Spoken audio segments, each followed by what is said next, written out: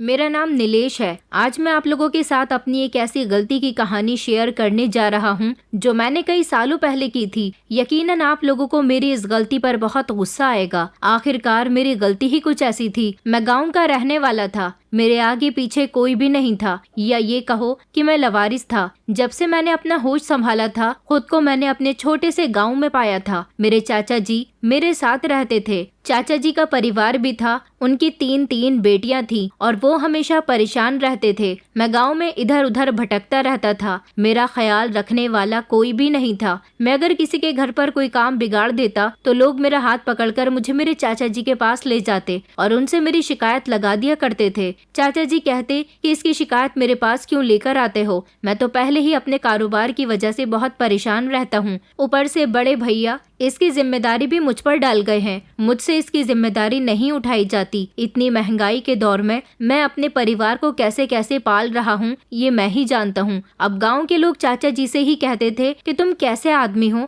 ये तुम्हारा भतीजा है, तुम्हारे परिवार का हिस्सा है, तुम्हें इसका ध्यान रखना चाहिए, इसकी परवरिश बिल्कुल अपने बच्चों की तरह करो। मगर चाचा जी थे कि मुझसे नफरत करते थे। कभी उन्होंने मुझसे ढंग से बात तक नहीं की थी। मैं इधर उधर भटकता रहता तो लोग मुझे अपने घर का बासी खाना खिला दिया करते थे। चाची तो मुझे एक वक्त की रोटी तक ना देती थी। बचपन में किसी से शिकायत तक नहीं कर सकता था क्योंकि मैं उस वक्त बहुत छोटा था, इसलिए ज्यादा कुछ जानता भी नहीं था। लेकिन जैसे जैसे मैंने होश संभाला वैसे वैसे ही मुझे हर अच्छी बुरी बात की समझ आती चली गई थी। उसके बाद मुझे पता चला कि आखिर ये लोग मेरे साथ क्या क्या करते हैं। मेरी उम्र 15 साल की हो गई थी जब एक दिन चाचा जी ने तंग आकर मुझे शहर भेजने का फैसला कर लिया था। मैं शहर नहीं जाना चाहता था। आखिर वो मुझे शहर क्यों भेजना चाहते थे ये तो मैं नहीं जानता था, मगर जो लोग मुझे शहर लेकर जाना चाहते थे उन्होंने चाचा जी को काफी सारे पैसे दिए थे। चाचा जी इन पैसों को लेकर बहुत खुश हो गए थे और उन्होंने उन लोगों से कह दिया था कि कल को इसे अपने साथ ले जाना। ये सुनकर तो मैंने शोर मचाना शुरू कर दिया था। मैंने कहा था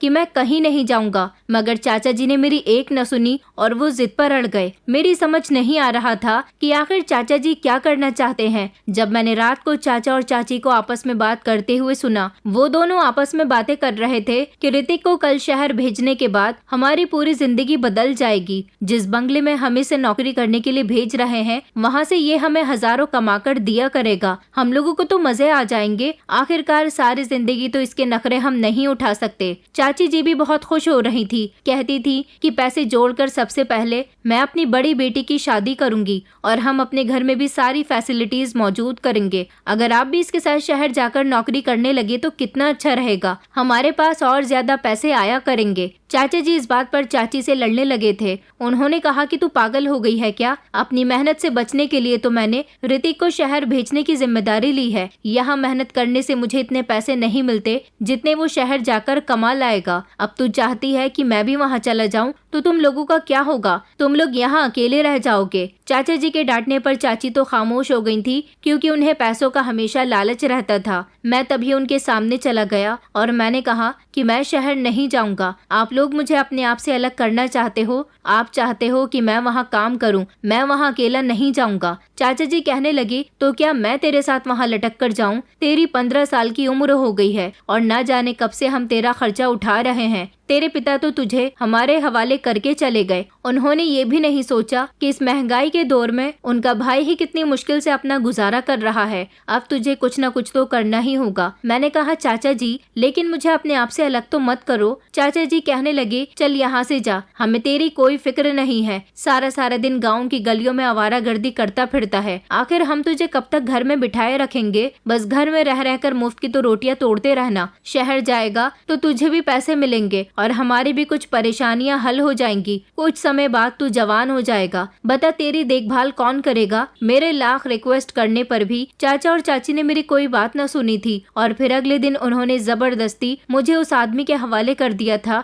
जो मुझे शहर लेकर जाना चाहता था। 15 साल की उम्र में भी मैं मासूम बच्चों की तरह रो रहा था क्योंकि मैं अपना गाँव छोड़कर कहीं नहीं जाना चाहता था। गाँव में भले ही मेरे साथ गलत व्यवहार होता था लेकिन मुझे सब कुछ मंजूर था। इस तरह मैं शहर शहर आ गया था। चाचा जी का दोस्त मुझे अपने साथ एक बड़े से बंगले में ले आया था। वहाँ पर उसने कामकाज करना शुरू कर दिया। शायद वहाँ उसकी नौकरी पहले से ही तय थी। वो मुझे अपने साथ इसीलिए लेकर आया था कि मैं भी उसकी काम करने में कुछ मदद कर दिया करूँ और वो मालिक से मुझे भी पैसे दिलवा दिया करेगा। चाचा चाची गांव में मुझ पर बिल्कुल भी ध्यान नहीं देते थे, इसलिए मैं गांव की गलियों में अपने दोस्तों के साथ खेलता फिरता था। क्योंकि ये गलियों में खेलने वाले दोस्त ही तो मुझे अपने लगते थे। लेकिन जब से मैं शहर आया था, यहाँ पर तो मुझे ऐसा लगता था जैसे मैं इस बड़े से बंगले के अंदर कैद होकर रह गया हूँ। मुझ जैसे बच्चे से बहुत सारे काम करवाए जाते थे। इसी तरह मेरी उम्र बढ़ती चली गई। चाचा जी हर दूसरे तीसरे महीने अपने दोस्त से मिलने के लिए यहाँ शहर आते जाते थे,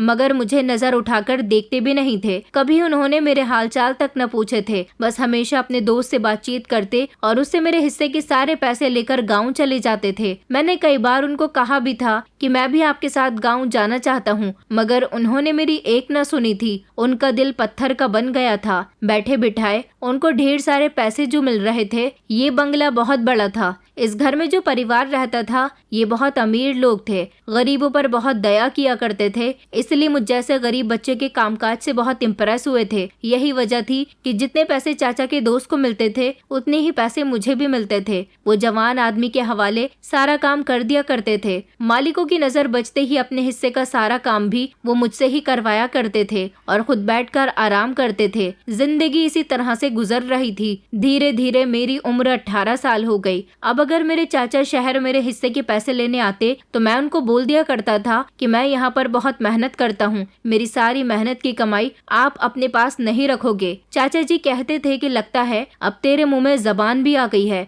मैंने तुझे यहाँ इस नौकरी पर लगवाया है तो मैं ही तुझे इस नौकरी से हटवा भी सकता हूँ। उस दिन पहली बार मैंने चाचा जी से दो टुक बात की थी और कहा था कि अब मैं वो मासूम बच्चा नहीं हूँ जो आपकी सारी बातें आसानी से मान लिया करता था। मैं जानता हूँ कि आपने मुझे यहाँ शहर भेजा, मेरी नौकरी लगवाई, लेकिन उससे सबसे ज्यादा फायदा तो आपका हुआ है। अब मैं भी अपना कुछ फायदा करना चाहता हूँ। आखिर मैं यहाँ बंगले के क्वार्टर में कब तक रहता रहूँ? इन लोगों के आगे का झूठा खाना कब तक खाता रहूँ? मेरा भी मन करता है कि मैं शहर में कहीं घूमने फिरने जाऊँ, अपनी पसंद का खाना खाऊं, अपने लिए अपनी पसंद के कपड़े लूं। इसलिए जितने मुझे पैसे मिला करेंगे उसमें से आधा हिस्सा मेरा हुआ करेगा। ये बात सुनकर चाचा जी को बहुत गुस्सा आया था, लेकिन मैं उनसे दो टुक अंदाज में बात कर रहा था, इसलिए वो मेरे ऐसे अंदाज से बहुत डर गए थे और अब उनकी मेरी आगे एक न चलने वाली थी। वो जानते थे कि आधे पैसे मिल रहे हैं, ये भी बहुत है। अगर वो भी हाथ से चले गए तो क्या होगा? क्योंकि अब ऋतिक अपने अच्छा बुरा समझने लगा है और समझदार भी हो गया है। वो अपना मुंह बिगाड़ कर वहाँ से चले जाते थे।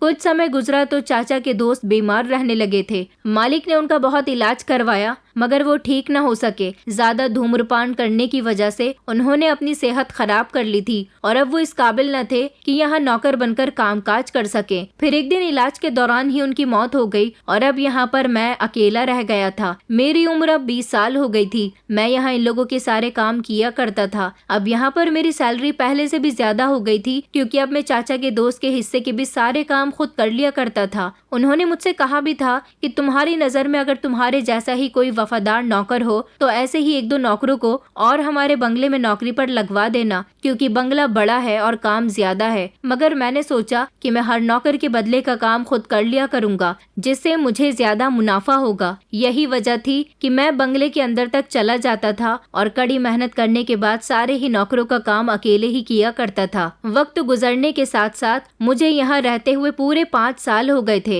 इसलिए वहाँ के लोग भी मुझे बहुत अच्छे तरीके से जानते थे। कई साल मैंने उस बंगले में नौकरी की। उस बंगले के जो सबसे बड़े मालिक थे, जो उन चारों भाइयों के पिता थे, उनके मरने के बाद बंगले का माहौल बहुत खराब हो गया था। पिता के मरते ही चारों भाइयों ने अपनी अपनी प्रॉपर्टी अलग कर ली थी। बंगला किसी और के हवाले कर दिया था। अब जिसने बंगला खरीदा था वो यूके में रहता था, इसलिए बंगला ज्यादातर खाली ही रहता था। ये बंगला बिक जाने से सबसे ज्यादा नुकसान मेरा हुआ था, क्योंकि मैं तो जब से यहाँ इस शहर में आया था मैं ज्यादातर इस बंगले में ही रहा था और यहीं के सारे कामकाज किया करता था। अब मैं पूरी तरह से अकेला रह गया था। जितने पैसे मेरे पास थे बस उन्हीं से अपना गुजारा कर रहा था। वहाँ पर अब मेरा क्या बाकी नौकरों का भी कोई काम नहीं था, इसलिए सारे ही नौकर एक एक करके बंगला छोड़कर चले गए थे। फिर मजबूरन मुझे भी वहाँ से निकलना पड़ा था, लेकिन मैं किसी को जानता भी नहीं था, इसलिए मुझे कहीं ना कहीं तो नौकरी तलाश करनी ही थी। जो नौकर मेरे साथ काम किया करते थे मैंने उनसे बातचीत की और उनसे कहा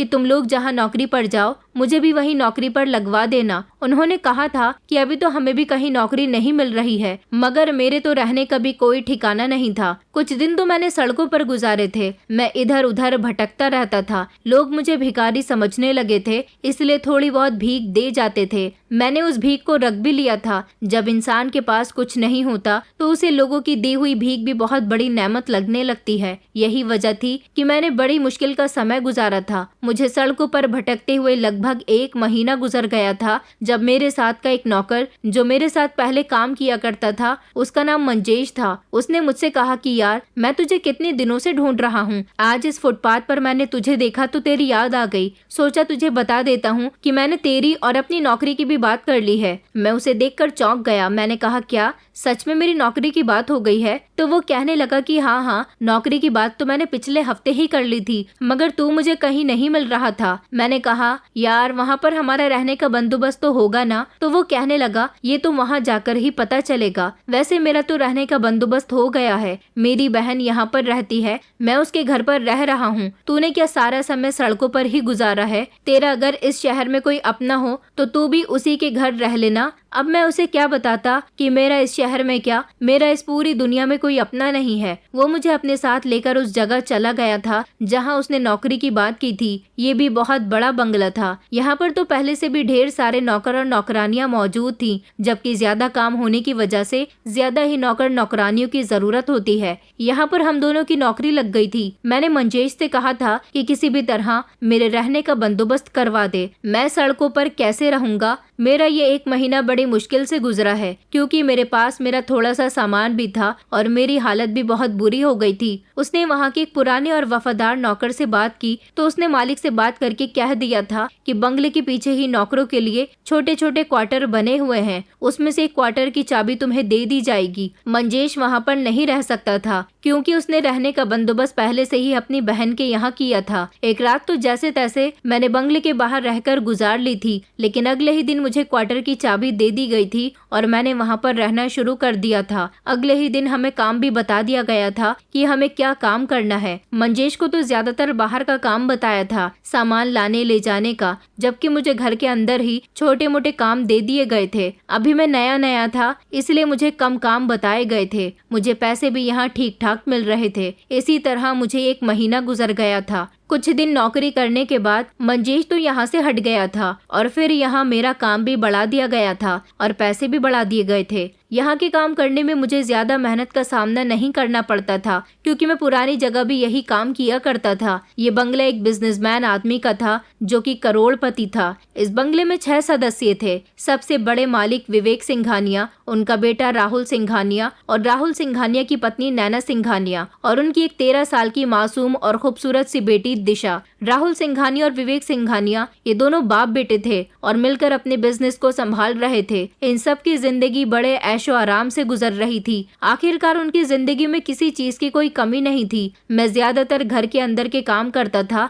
इसलिए घर में सबके बिहेवियर को धीरे धीरे बहुत अच्छे से जान गया था। मंजेश और मुझे इस बंगले में नौकरी करते हुए लगभग 6 महीने गुजर गए थे। इन लोगों को धीरे धीरे मुझ पर भरोसा होने लगा था। वैसे तो यहाँ पर कदम कदम पर कैमरे भी लगे हुए थे, क्योंकि बंगले के अंदर कोई भी धोखे से भी किसी तरह की कोई गलती नहीं कर सकता था। बाहर ढेर सारे गार्ड्स मौजूद थे। बंगला पूरी तरह से सिक्योरिटी की देखरेख में था। सब कुछ बिल्कुल ठीक चल रहा था, जब एक दिन मैंने देखा कि दिशा बेबी बहुत रो रही है और अपनी मम्मी से जिद कर रही है कि वो उसे बाहर लेकर चले, मगर नैना मालकिन उसे लेकर जा ही नहीं रही थी, क्योंकि उस समय उनकी तबीयत ठीक नहीं थी। डॉक्टर ने उन्हें आराम बताया था। मैंने दिशा बेबी से बात की और उनसे कहा कि वो क्यों रो रही है। जब उन्होंने मुझे बताया कि वो बाहर जाना चाहती हैं, उनका आइसक्रीम खाने का मन कर रहा है। अब मैं उन्हें बंगले से बाहर तो नहीं ले जा सकता था, क्योंकि अगर मैं दिशा बेबी को बंगले से बाहर लेकर जाता तो मेरी अच्छी तरह से धुलाई हो सकती थी। शायद दिशा बेबी को मेरा बाहर ले जाना किसी को अच्छा नहीं लगता। आखिरकार ये बड़े लोग थे और बड़े लोगों के बच्चे तो ज्यादातर निगरानी में ही रहते हैं। मैंने दिशा बेबी से कहा कि आप फिक्र न करें, मैं आपके लिए आइसक्रीम लाकर दे देता हूँ। जब मैं बाहर से आइसक्रीम उनके लिए लेकर आया तो उन्हें बहुत पसंद आई थी। दिशा बेबी बहुत ही खूबसूरत और कम उम्र की मासूम बच्ची थी। वो ज्यादा कुछ नहीं जानती थी, वो बेहद सीधी थी। बस उसी दिन से मेरी और दिशा बेबी की बातों का सिलसिला शुरू हो गया था। उन्हें जो भी काम होता वो ज्यादातर मुझसे ही करवाया करती थी। दिशा बेबी मुझसे बातें करके बहुत खुश रहती थी। ये बात तो नैना मालकिन को भी बहुत पसंद आई थी। उन्होंने कहा था कि मेरी बेटी घर से ज्यादा बाहर नहीं निकलती, सारा दिन अपना दिमाग किताबों में लगाए रहती है। मैं भी अपनी बेटी को ज्यादा टाइम नहीं दे पाती। मेरी बेटी तुम्हारे साथ बहुत कंफर्टेबल फील करती है, इसलिए मुझे अच्छा लगता है कि मेरी बेटी से इस घर में उसका कोई दिल लगाने वाला है। नैना मालकिन मुझ पर बहुत भरोसा करती थी, इसीलिए वो सारे ही काम दिशा बेबी के मुझसे ही करवाया करती थी। दिशा बेबी को भी अब मेरी बहुत आदत हो गई थी। अब वो मुझसे अपने काम करवाने के साथ साथ मेरे साथ फ्री टाइम में खेला भी करती थी। मेरे साथ खेलने पर उन्हें बहुत अच्छा लगता था, क्योंकि अभी तक कोई ऐसा नौकर नहीं था जो दिशा बेबी के इतने करीब आ गया हो। अब हर महीने मुझे यहाँ पर जितने भी पैसे मिलते थे वो सारे ही पैसे मैं अपने पास रखता था, क्योंकि पुराना बंगला जब से छोड़ा था तब से ही मुझे अपने चाचा जी से तो छुटकारा मिल गया था। मैं जानता था कि जरूर चाचा जी वहाँ गए होंगे ताकि मेरी मेहनत की कमाई ले सके, लेकिन वहाँ पर तो अब कोई भी नहीं रहता था। जरूर अब की बार वो बहुत पछता रहे होंगे। उन्होंने मुझे ढूंढने की कोशिश तो नहीं की होगी, क्योंकि उन्हें मुझसे कोई मोहब्बत नहीं थी और ना ही मेरी कोई फिक्र थी, इसलिए अब धीरे धीरे मैं भी उनको भूल गया था। एक बार रात का समय था, जब मैं अपने क्वार्टर में गहरी नींद में सो रहा था, जब अचानक मेरे क्वार्टर का दरवाजा खटखट बजने लगा। दरवाजा बजने की आवाज से मैं घबराकर उठा था। जैसे ही मैंने दरवाजा खोल कर देखा तो रात के समय गार्ड ने आकर मुझे जगाया था। मैंने उसे घबराकर पूछा कि क्या हुआ है भाई, इतनी रात को मेरा दरवाजा क्यों बजा रहे हो? वो कहने लगा कि तुम्हें बंगले से नैना मालकिन ने बुलाया है, अभी और इसी समय हमारे साथ चलो। उनकी बात सुनकर मैं चौंक गया था। न जाने बंगले में ऐसी क्या परेशानी आ गई थी जो रात के इस समय मुझे बंगले में बुलाया गया था। मैं झट से उठा, मैंने अपने क्वार्टर का दरवाजा बंद किया और मैं गार्ड के साथ चल दिया था। जब मैं वहां गया तो मैंने देखा कि रात के समय नैना मालकिन और राहुल साहब अपनी बेटी दिशा बेबी को लिए हॉल में ही बैठे थे। उन्होंने कहा कि देखो न ऋतिक, हमारी बेटी तुम्हें बहुत याद कर रही है, तुम इससे सारा दिन खेलते रहते हो, ये तुमसे बहुत हिल गई है, हर वक्त तुम्हें याद करती रहती है, कहती है कि तुम इसके दोस्त हो। अभी भी इसे नींद नहीं आ रही थी और ये रोते हुए यही कह रही थी कि इसे तुम्हारे साथ खेलना है, इसने तुम्हारे साथ खेलने की जिद लगा ली है। ऐसा कभी नहीं हुआ कि हमने अपनी बेटी की किसी ख्वाहिश को पूरा नहीं किया। वैसे तो हमने इसे समझाने की बहुत कोशिश की थी कि ऋतिक भैया सारा दिन घर के काम करते हैं, अब रात का समय है, उन्हें आराम करने दो, ये समय उनके आराम करने का है, वो इस समय गहरी नींद में सो रहे होंगे। मगर इसने हमारी एक न सुनी। अब तुम ही इसे समझाओ कि ये इस समय खुद भी सो जाए और हमें भी सोने दे। इस बात पर मेरी हंसी छूट गई थी। मुझे तो लगा कि बंगले में शायद कोई बड़ी परेशानी आ गई है, मगर असल परेशानी तो दिशा बेबी की थी। थोड़ी देर तक उनका दिल रखने के लिए मैंने उनके साथ खेल लिया था और फिर उसके बाद मैंने उन्हें सोने के लिए कहा था। वो थोड़ी देर के बाद अपने कमरे में जाकर आराम से सो गई थी। अगले दिन जब मैं बंगले में आया तो मैंने नैना मालकिन से दिशा बेबी के बारे में पूछा था। नैना मालकिन ने मुझे दिशा बेबी के कमरे में जाने की इजाजत दे दी थी और उन्होंने कहा था कि जाओ ऋतिक, तुम अगर दिशा को जगाओगे तो वो जाग जाएगी। इस समय सुबह के 11 बज रहे हैं, अगर वो ज्यादा समय तक सोती रही तो फिर रात को देर से सोएगी, इसलिए बेहतर यही होगा कि तुम उसे जाकर जगा दो, वो तुम्हारी आवाज सुनकर बहुत जल्दी जाग जाएगी। मैं उनकी बात सुनकर दिशा बेबी के कमरे में चला गया था। जैसे ही मैंने दिशा बेबी के कमरे का दरवाजा खोला तो ये देखकर मेरी आंखें दिशा बेबी पर जमकर रह गई थी, क्योंकि वो सोती हुई बहुत ही खूबसूरत लग रही थी, इतनी खूबसूरत कि अब मेरी नियत उन पर फिसलने लगी थी। उन्होंने व्हाइट कलर की छोटी सी फ्रॉक पहनी हुई थी जो उनके घुटनों से ऊपर आ रही थी। उनकी पूरी टांगे मुझे साफ साफ नजर आ रही थी। मेरा मन कर रहा था कि बार बार मैं उनकी टांगों को देखता रहूं। मैं धीरे धीरे उनके करीब जा रहा था और उनकी टांगों को टच ही करने वाला था जब अचानक एक नौकरानी ने झट से दरवाजा खोला था और मैं घबराकर पीछे हुआ था। न जाने क्यों अब दिशा बेबी को मैं जब भी देखता था मेरी उन पर नियत खराब होने लगती थी। कहते हैं ना कि मर्द की फितरत भी बड़ी खराब होती है, जब उसकी नियत गंदी होने लगती है तो वो अपनी हवस पूरी करने के लिए किसी मासूम पर भी नजर डाल देता है। मेरा हाल भी कुछ इसी तरह का हो गया था। अब मैं हर बार दिशा बेबी को इसी नजर से देखने लगा था। वो मेरे साथ खेलती तो मैं चोरी चुपके उन्हें टच करने की कोशिश करता था। मैं उनके साथ बिल्कुल बच्चा बन जाता था। यही वजह थी कि मैं उन्हें बहुत पसंद आने लगा था और वो हमेशा मेरी आदी हो गई थी। नैना मालकिन भी मुझसे ही कहती थी कि तुम ही ज्यादातर मेरी बेटी के काम किया करो। तुम्हारे होते हुए वो मुझसे किसी काम की ज्यादा जिद नहीं करती। नैना मालकिन अब ज्यादातर अपने दोस्तों के साथ लगी रहती थी। यही वजह थी कि उनकी बेटी का ध्यान मेरी तरफ से लगने पर वो बहुत बेफिक्र रहने लगी थी। हमेशा अपने दोस्तों को पार्टियां करने के लिए घर बुलाती रहती तो कभी बेफिक्री से उनके साथ शॉपिंग पर चली जाती थी। इधर मैं दिशा बेबी का बहुत ख्याल रखता था। उन्हें लगता था कि घर में जगह जगह पर कैमरे लगे हुए हैं और उनकी बेटी को कोई नुकसान नहीं पहुंचा सकता। इसी वजह से वो अपनी बेटी की तरफ से मेरे होते हुए और भी ज्यादा बेफिक्र रहने लगी थी। मगर वो ये नहीं जानती थी कि कभी कभी हम जिस पर बहुत भरोसा करते हैं वो भी पल भर में हमारा भरोसा चकनाचूर करने के लिए काफी होता है। मैं अपने आप को संभालने की बहुत कोशिश कर रहा था कि मैं दिशा बेबी पर गंदी नजर न डालूं।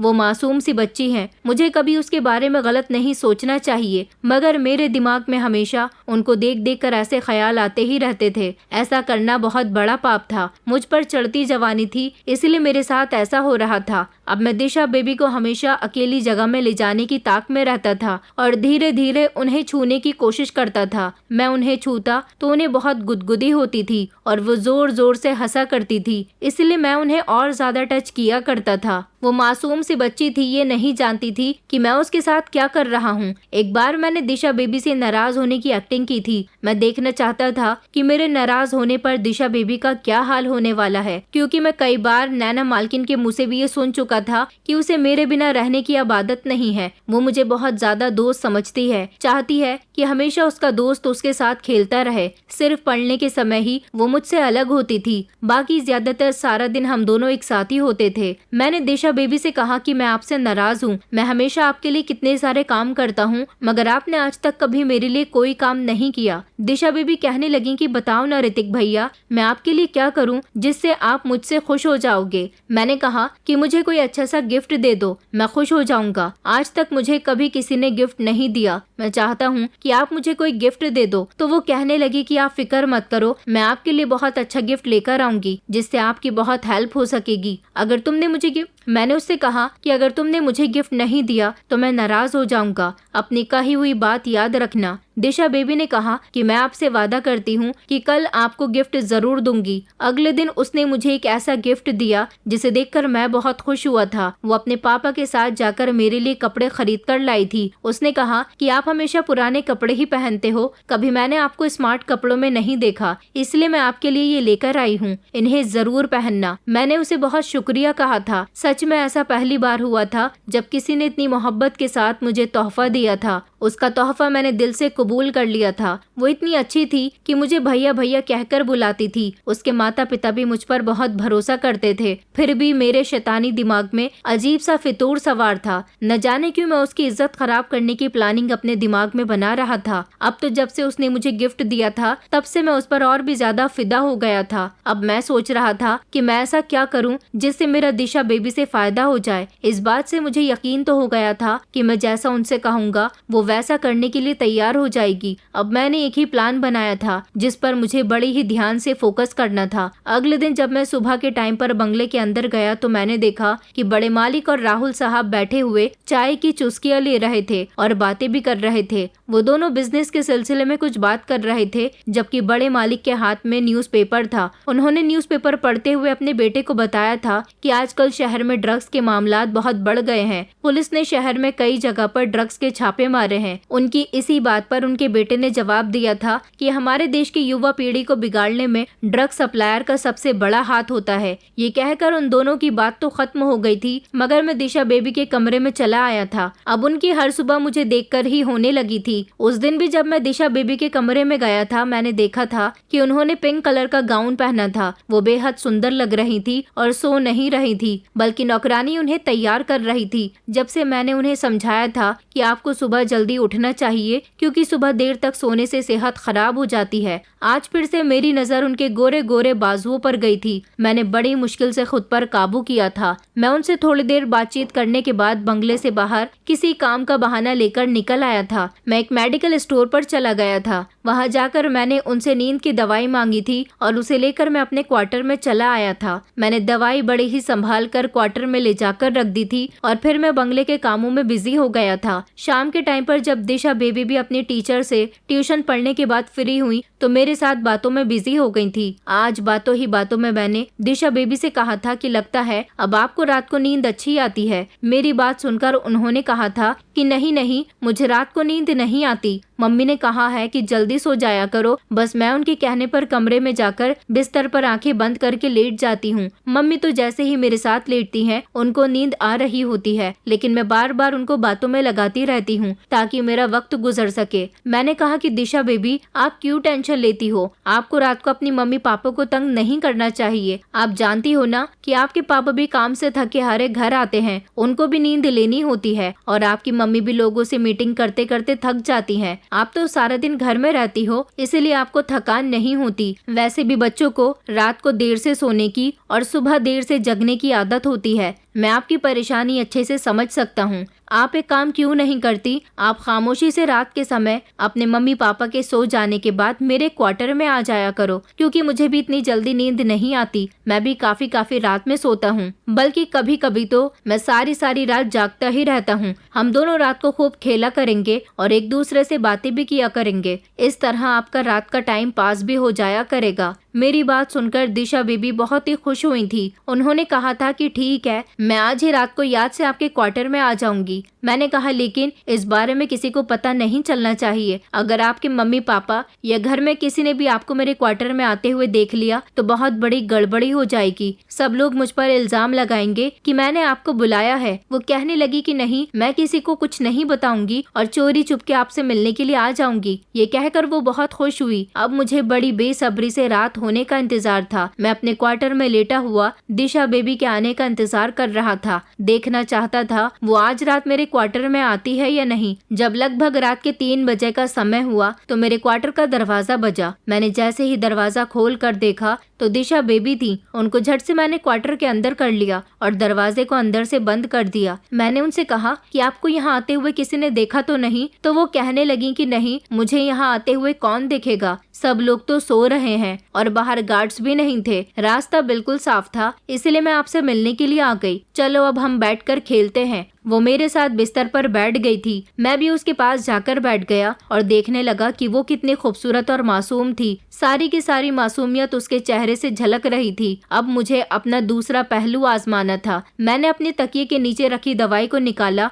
और दिशा बेबी से कहा कि दिशा बेबी, आप इतनी दूर से चलकर आ रही हो, आपको प्यास लगी होगी ना? तो वो कहने लगी कि नहीं, मुझे प्यास नहीं लगी है। मैंने कहा कि नहीं, आपको प्यास नहीं लगी, फिर भी आपको पानी पीना चाहिए। गर्मी का टाइम है, जल्दी जल्दी पानी पीने से शरीर में पानी की कमी नहीं होती। वो मेरे कहने पर पानी पीने के लिए राजी हो गई थी। मैं खामोशी से उनके लिए पानी लेने गया और मैंने उसमें नशे की सारी दवाई पानी में मिला दी थी और पानी का गिलास दिशा बेबी को दिया। दिशा बेबी कहने लगी कि मुझे प्यास नहीं लगी हुई थी ऋतिक भैया, फिर भी आप मेरे लिए पानी ले आए हो तो मैं पी लेती हूँ। उसने अपने दोनों नन्हे हाथों से गिलास पकड़ा और मुंह से लगा लिया था। गिलास मैंने एक साइड पर रखा और दिशा बेबी के साथ इधर उधर की बातें करने लगा था। अभी वो मेरे साथ बातें कर ही रही थी जब अचानक उनका सर जोर जोर से चकराने लगा। वो इधर उधर देखने लगी, कहने लगी कि ऋतिक भैया, मुझे सब कुछ घूमता हुआ नजर आ रहा है। मैंने उसे संभालने की कोशिश की। अभी मैं उससे कुछ कहने ही वाला था जब अचानक दरवाजा जोर जोर से बजने लगा।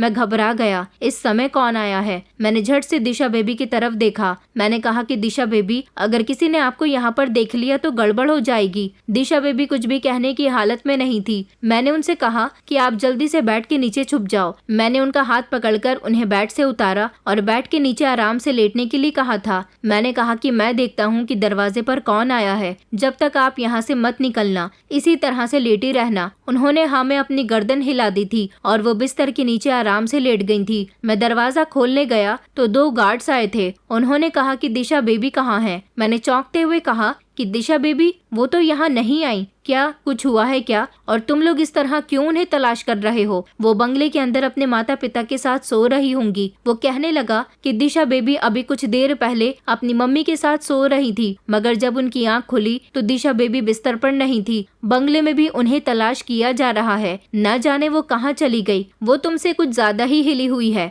कहीं वो तुम्हारे क्वार्टर में तो नहीं आई? मैंने कहा कि भाई, मेरा क्वार्टर आराम से देख लो, यहाँ कोई भी नहीं है। उसने झाँक कर क्वार्टर के अंदर देखा तो उसे दिशा बेबी कहीं नजर नहीं आई थी। और वो काफी देर तक मेरे क्वार्टर को देखता रहा था और मुझसे कहने लगा कि चलो हमारे साथ, दिशा बेबी को ढूंढने में हमारी मदद करो। और वो मुझे भी अपने साथ नौकरों के क्वार्टर की तलाशी के लिए ले गए थे। उधर बंगले में मालकिन राहुल मालिक और विवेक मालिक बहुत परेशान हो रहे थे कि आखिर उनके घर की मासूम बेटी कहाँ चली गई। रात के समय तो वो उनके साथ ही सोई थी। मैं भी इन लोगों की आंखों के सामने ही मौजूद था, इसलिए इनमें से किसी को भी मुझ पर शक नहीं हुआ था। कुछ देर के लिए मैं ये बात तो भूल ही गया था कि मैंने दिशा बेबी को अपने बेड के नीचे छुपा दिया है, मगर मुझे जैसे भी करके दिशा बेबी को अपने क्वार्टर से निकालना था, क्योंकि अगर मैं उनको वहाँ से नहीं निकालता तो मेरे लिए बहुत बड़ी मुसीबत आ जानी थी। अभी तो मैंने उनके साथ कुछ किया भी नहीं था, बिना कुछ किए ही इतना हंगामा हो गया था कि मैं सोच भी नहीं सकता था। मेरे पूरे प्लान पर पानी फिर चुका था और मैं अफसोस करने के अलावा कुछ भी नहीं कर सकता था। सारी रात घर के नौकर और गार्ड्स दिशा बेबी को इधर से उधर ढूंढते रहे थे।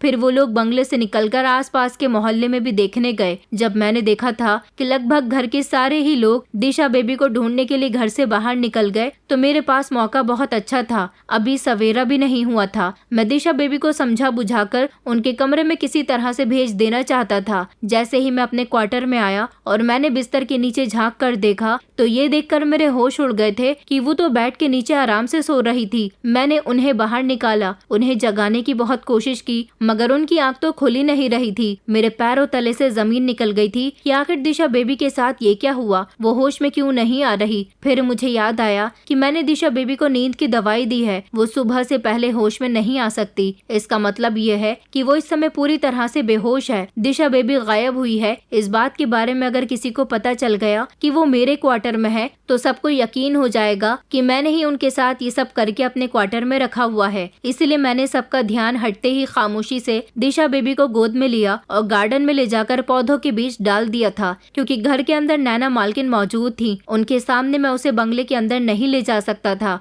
और फिर मैं खामोशी से बाकी सब लोगों के साथ शामिल हो गया था, ताकि किसी को मुझ पर शक न हो। सुबह जब रोशनी फैली तो किसी की नजर गार्डन में पड़ी दिशा बेबी पर गई, तो वहाँ पर हड़कंप मच गया था और इस तरह से दिशा बेबी उनको मिल गई थी। मगर मुझे ये डर लग रहा था कि कहीं होश में आने के बाद दिशा बेबी ने अपने मम्मी पापा को मेरे बारे में सब बता दिया कि वो मेरे क्वार्टर में आई थी, तो ना जाने क्या होगा। मैं अपनी इस हरकत की वजह से बहुत डर रहा था, क्योंकि मैंने बहुत ही घटिया हरकत की थी और अब मैं बहुत बड़ी मुसीबत में फंस गया था। ये लोग तो मुझे जेल करवा सकते थे। भले ही मैंने उनको कोई नुकसान नहीं पहुंचाया था, मगर अब वो होश में नहीं आ रही थी। जिस तरह से मैंने उसे गार्डन में ले जाकर डाला था, वो इसी तरह से पड़ी हुई थी। अभी तक वो होश में नहीं आई, तो उन्हें फौरन ही अस्पताल में भर्ती करवाया गया था। वहां जाकर पता चला कि उन्हें ड्रग्स की हेवी डोज दी गई है। ये सुनकर तो मेरे होश उड़ गए थे। मैंने तो उनको ड्रग्स नहीं दी थी, वो मासूम बच्ची थी, ज्यादा ड्रग्स मिलने की वजह से होश में नहीं आ रही थी। डॉक्टर ने कहा था कि अगर ये 24 घंटे से पहले होश में नहीं आई तो कोमा में भी जा सकती है। घर के सारे ही लोग बुरी तरह से रो रहे थे। कोई नहीं जानता था कि रात के समय उनकी बेटी के साथ क्या हुआ था, मगर मैं सब कुछ जानता था। लेकिन मैं इस बात से अनजान था कि ड्रग्स दिशा बेबी को किसने दी थी। मैंने तो उन्हें नींद की दवाई दी थी। मुझे याद आया कि नींद की दवाई तो मैं मेडिकल स्टोर से लेकर आया था, और आजकल हमारे शहर में ड्रग्स बहुत सप्लाई की जा रही है। कहीं ऐसा तो नहीं कि मेडिकल स्टोर वाले ने मुझे गलती से नींद की दवाई की जगह ड्रग्स की गोलियां दे दी थी।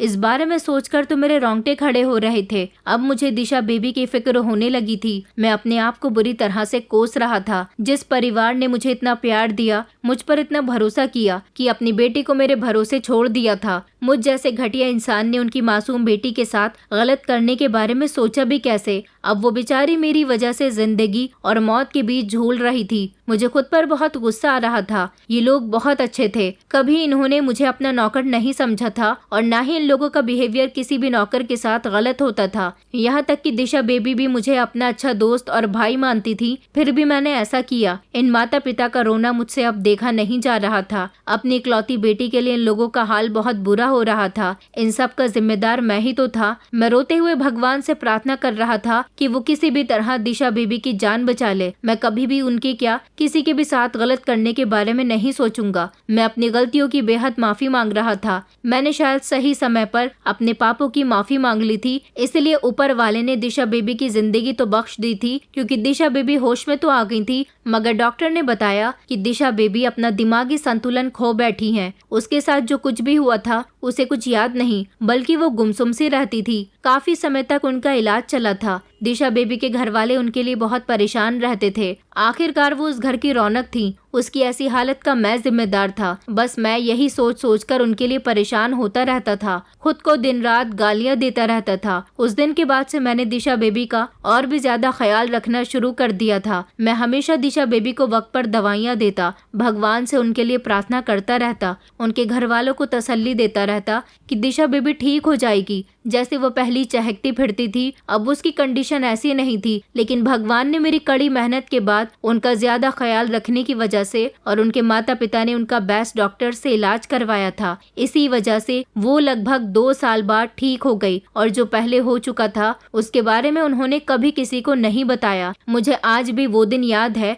जब मैं दिशा बेबी को धीरे धीरे छूने के लिए जा रहा था और अचानक से दरवाजा बज गया था। उस दिन अगर गार्ड्स दरवाजे पर ना आते तो शायद मैं उस मासूम बच्चे की इज्जत के साथ खिलवाड़ कर देता। भगवान की कृपा से उसकी जिंदगी बच गई और उसकी इज्जत भी मेरे हाथों से बच गई। शायद आज मैं अपनी इस गलती के लिए बहुत पछता रहा होता, लेकिन मैं आज भी अपनी उन गलतियों के लिए बेहद पछता रहा हूँ जो मैंने कई साल पहले की थी। ये बात भी क्लियर हो गई थी कि मेडिकल स्टोर वाले ने जल्दबाजी में मुझे नींद की दवाई के बजाय ड्रग्स की गोलियां दे दी थी, क्योंकि वो मेडिकल की आड़ में ड्रग्स सप्लाई करता था। उस हादसे के कुछ दिनों बाद मेडिकल पर भी पुलिस ने छापा मारा तो वहां से काफी ड्रग्स बरामद हुई थी। उस पूरे मेडिकल को सील कर दिया गया था और मेडिकल व्यापारी को भी पुलिस ने अपने हिरासत में ले लिया था। इस बात को काफी साल गुजर गए। दिशा बेबी का ख्याल रखने में मैंने कभी कोई कमी नहीं छोड़ी। यही वजह थी कि उन लोगों ने मुझे अपने घर का पर्सनल नौकर बना लिया था और यही वजह थी कि उन्होंने मेरी शादी एक नौकरानी की बेटी के साथ करवाकर मेरी जिंदगी को आगे बढ़ावा भी दिया था। दिशा बेबी अब जवान हो चुकी है, लेकिन आज तक उन्हें उस रात के बारे में कुछ याद नहीं और ये राज भी सब लोगों से अभी तक छुपा हुआ है कि दिशा बेबी के साथ उस रात क्या हुआ था, वो कहाँ गई थी, उनकी हालत का जिम्मेदार कौन था। मालिक और मालकिन ने दिशा बेबी से कई बार ये बात पूछने की कोशिश की। पुलिस में भी रिपोर्ट दर्ज कर दी गई थी कि पुलिस अपने तरीके से इस बारे में पता लगा पाए, मगर उस राज के बारे में कभी किसी को कुछ पता नहीं चल सका। इस तरह मुझे ये अपनी इस गलती का एहसास भी हुआ और मैंने ये भी ठान लिया कि किसी का भरोसा तोड़ने से पहले अपने अंजाम के बारे में सोच लेना चाहिए। आज मेरे पास 3 बेटियां हैं और अपनी बेटियों को घर से निकालने से पहले मैं हमेशा अपनी उस गलती के बारे में सोच लेता हूँ जो मैंने की थी। मुझे हमेशा डर लगा रहता है कि कहीं मेरी बेटियों के साथ कुछ गलत ना हो जाए। मैं दिल से अपनी गलती पर बहुत शर्मिंदा हूँ और भगवान से यही प्रार्थना करता हूँ कि मुझे मेरी उस गलती की सजा कभी पलटकर ना मिले। दोस्तों, उम्मीद करती हूँ आपको हमारी कहानी पसंद आई होगी। कहानी पसंद आई है तो वीडियो को लाइक करें, चैनल पर नए हैं तो चैनल को सब्सक्राइब करें और हाँ, नोटिफिकेशन बेल को जरूर दबाएं ताकि अगली अपडेट सबसे पहले आपको मिले।